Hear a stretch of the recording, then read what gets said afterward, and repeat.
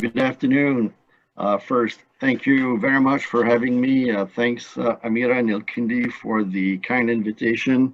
I'm very pleased to find myself in such good company. Unfortunately, I do not speak any Arabic, so I'll have to make a few remarks in English. Uh, First, let me say that I feel very humbled after those two very excellent presentations.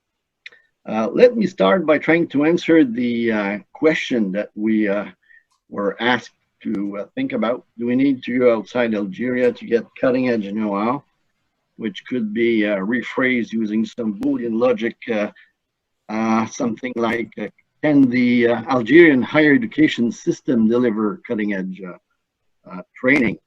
And my answer to this question is a very highly qualified yes. Yes, but very much like Kamal's point. And Kamal knows a lot more about the education system in Algeria, so I'm comforted by that. So maybe a few words to begin with about my own perspective. I'm not an expert on Algerian education. I just happen to have been associated with HEC Montréal, which is a business school, Canadian, the oldest Canadian business school. And HEC Montréal has had a presence and has been active in Algeria for over 40 years. In the early 70s, HEC was involved in various programs. It helped set up the INPED. Then we worked with a number of firms in the energy sector with Sonatrach, Sonelgaz, and some other organizations as well for many, many years, energy being one of our core competencies. More recently, in the last 15, 20 years, we did more executive education in the private sector and with some other organizations like Civital and other organizations. And in the last 10 years or so, we've entered into some agreements with joint programs, agreement with business schools, and in particular with MDI in Algiers. So this is how I got to learn a bit about the Algerian higher education system, and that through all over those years, I got a feeling that there was a huge appetite for quality in Algeria. So my first slide, if I can come back to the first slide. So I'm an economist by training, so I try to see things, supply and demand. Those are few words about what I would consider to be fundamentals that would help us answer the question. On the demand side, of course, and you all know that, there's a formidable growth in demand for higher education in Algeria. And this demand has been met with very significant investments in the whole educational system, and in particular in higher education. I think the number of students attending universities has been multiplied by 3 or 4 over the last 20 years. So there were significant efforts deployed to meet demand. Overall, I'd say this contributed to improve things, but the overall quality in terms of training is the big issue. And this in the face of a great appetite for quality education by a large number of Algerians. And this is something that I could witness every time that I had the great opportunity to, in Algeria, I would meet with former alumni or parents or prospective students. They were looking for solutions. They were looking for quality education. Last point, in the university sector, over the last few months, there's been a lot of discussion about how COVID will impact on future trends and on the mobility of international students, and how distance learning may jump in and reduce the gap in a sense, and how mobility will decline. Yet I think after some short-term adjustments, mobility will remain an important factor, in particular for higher education. So the question remains relevant for Algerian higher education. How can you deliver in Algeria a top quality education, and how can you compete somehow effectively with other sources of other suppliers? On the supply side, three or four things very quickly. First, I think one big asset that Algeria has is the impressive number of highly qualified Algerians. There's a huge talent pool of Algerians in Algeria, but abroad as well. And I think this pool has been largely untapped in a sense to help higher education institutions in Algeria. This is fascinating. You go to the United States, you go to Canada, you go to Europe, and you find highly and extremely competent and well-trained Algerians in all fields. And many of them would be quite willing to contribute and help in strengthening the higher education system in Algeria. The other thing which is quite clear, and from my standpoint, of course, and my standpoint is particular, I'm in the business education, business management area, there is increased competition. So the universities in Algeria, like almost everywhere in the world, are faced with an increased competition. Increased competition from national institutions, from foreign institutions operating in Algeria, and from foreign institutions operating internationally. And this will not change in the near future. So people have options, and this is a big challenge for the Algerian higher education sector to meet that competition.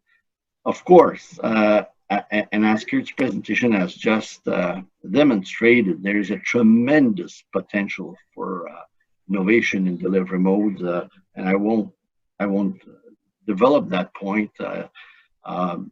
Kurt did a great job in showing you some of the possibilities, but in particular in Africa and in Algeria, the e-learning, the blended learning, the mobile phone technologies allow for all sorts of innovations. My point, and I'll get back to it in a few minutes, is that technology is not really the issue. It's the governance, the organizational, the incentives that will make a difference. Finally, I think that this appetite for quality on the supply side is reflected in a huge potential for branding or signaling. The institutions, the schools, universities, colleges in Algeria will be in a position to signal quality, will reap enormous dividends in a sense. There's such an appetite, so it's really finding a way to communicate and signal the quality of the training. So next, I just want to offer my 5 cents as an economist and as a university administrator.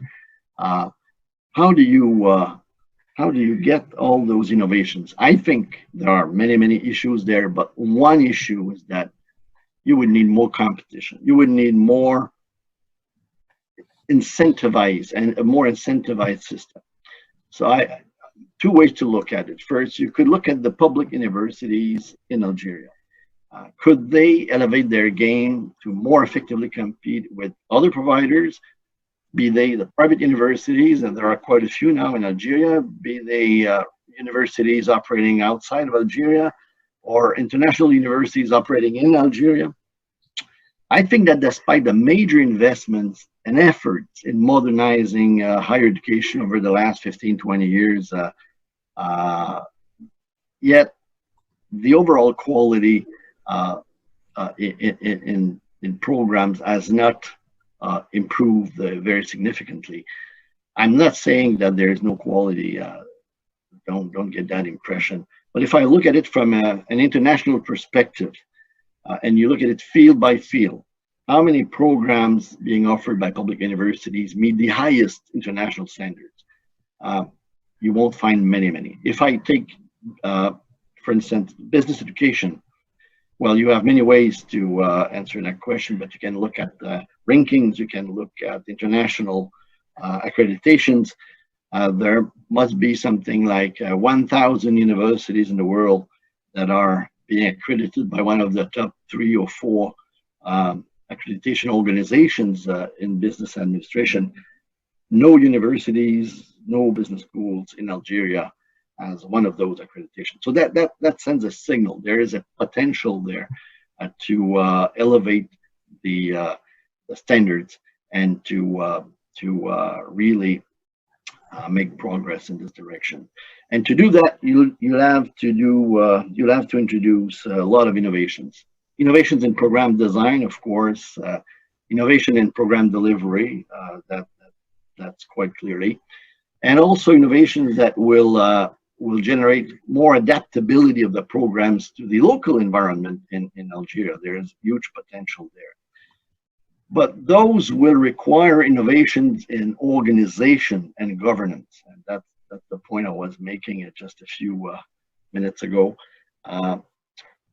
Universities will be able to do that if they're incentivized and if they have the leeway to do that.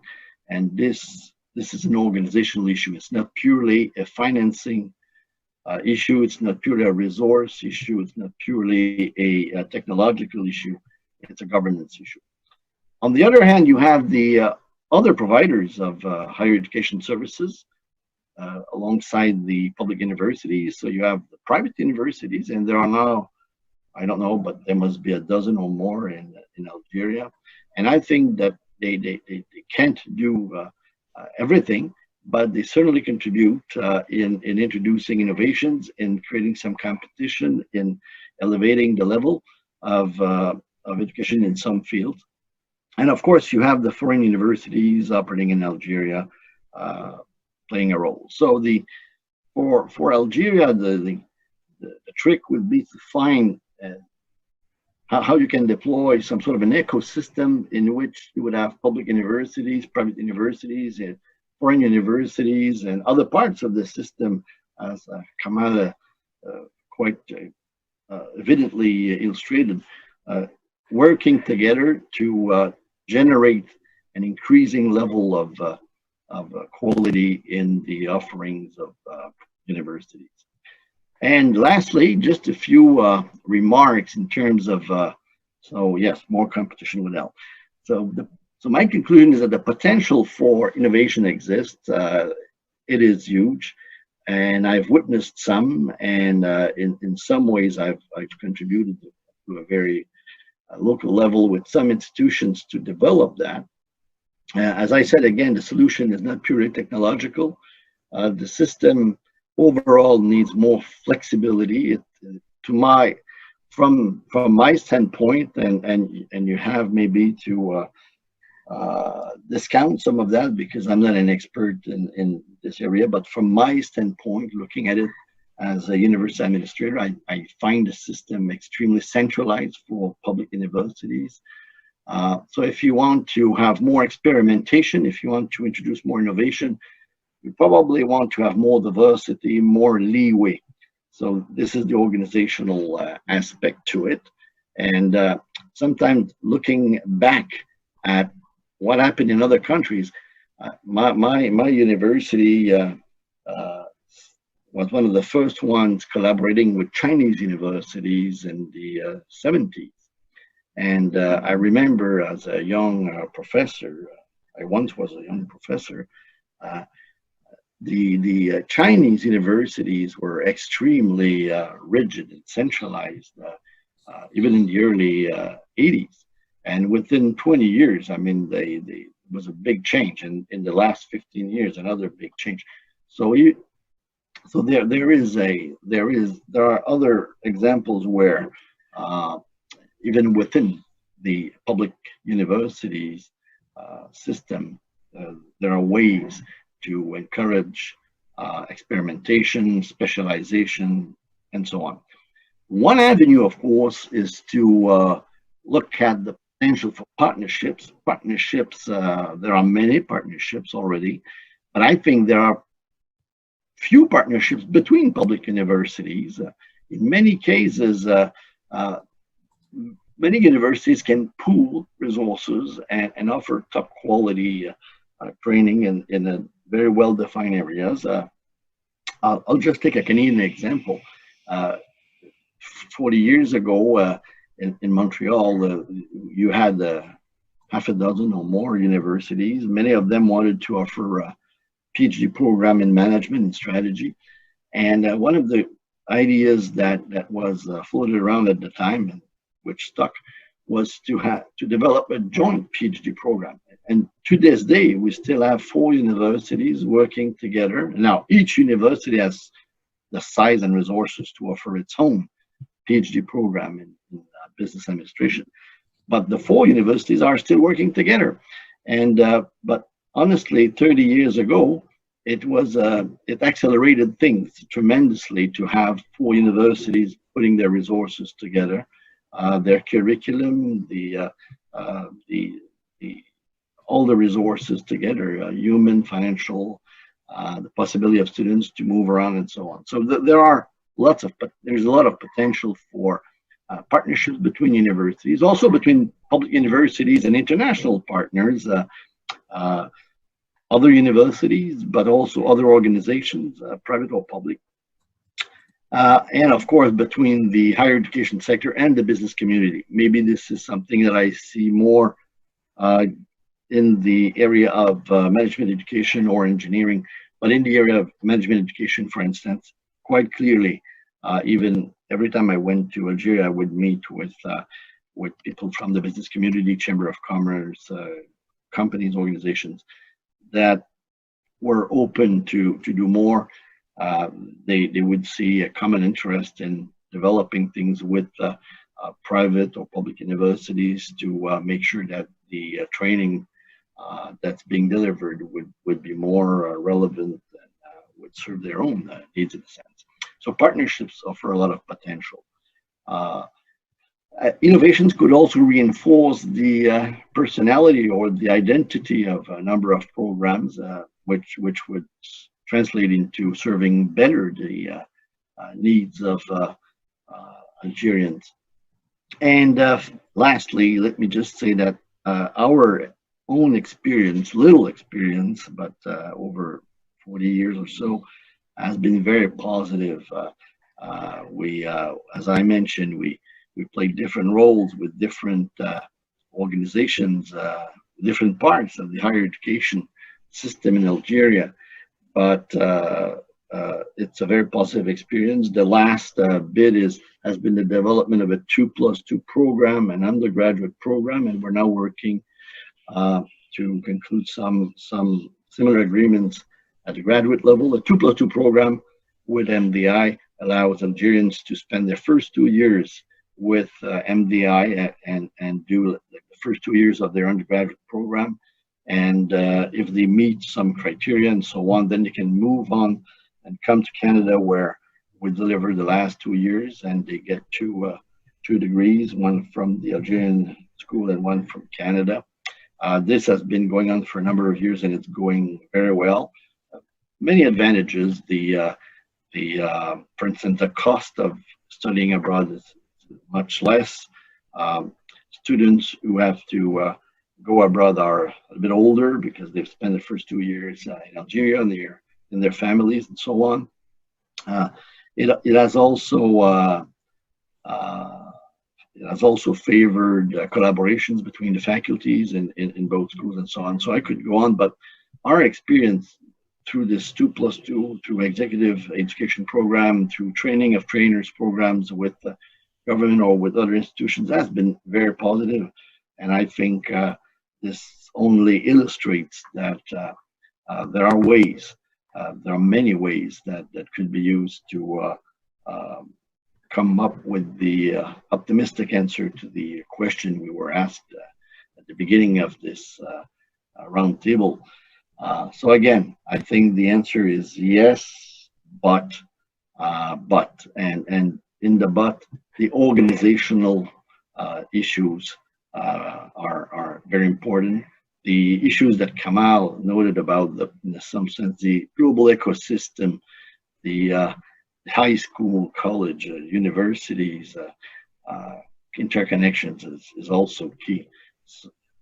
So it's, of course, it's very demanding, but it's such a critical issue, and there is such a desire and an appetite for quality that I remain optimistic. Thanks. Shukran.